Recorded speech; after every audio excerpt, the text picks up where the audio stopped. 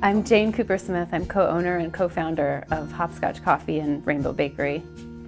I was an undergraduate at the University of Iowa and worked as a barista during that time, and it was great fun. I made some of my best friendships during that time.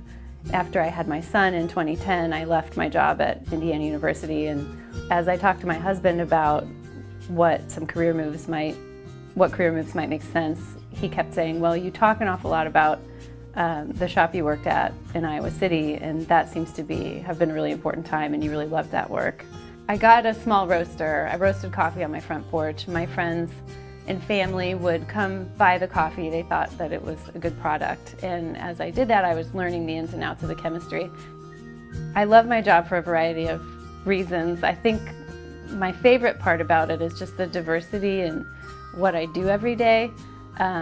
On a perfect day, I hop on my bike and zip down the Beeline, and I check on all of our different businesses. I kind of duck in and out and see what problems need to be solved or what different needs people are having, and you know, try to work on that. And then I may go duck into my computer for a few hours and do something a little more cerebral too, but it really is a mix of really fun types of work for me. Yeah, I don't have a written motto, but I do often think of my grandmother, Winnie McGinnis, who always said learn by doing, which is of course also the 4-H motto, but that's something I like to tell my staff when we're working on new projects and we're learning new things. Sometimes we hit points where we get frustrated because the outcome isn't exactly what we want, but I think it's really important to remember that we learn by doing. One woman who was a really important role model for me is Janet Rabinovich, who was the director at Indiana University Press when I worked there.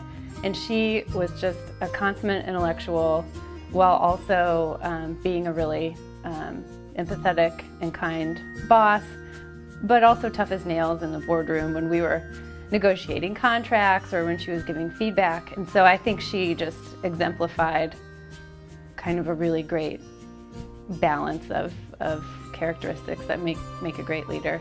I want to thank my friend Joni McGarry for nominating me for it. It's incredibly flattering, but I also, of course, need to thank my husband, Chris Kupersmith, and my business partner, Jeff Grant, and his wife, Erin Toby, who are all in this entrepreneurial adventure with me together.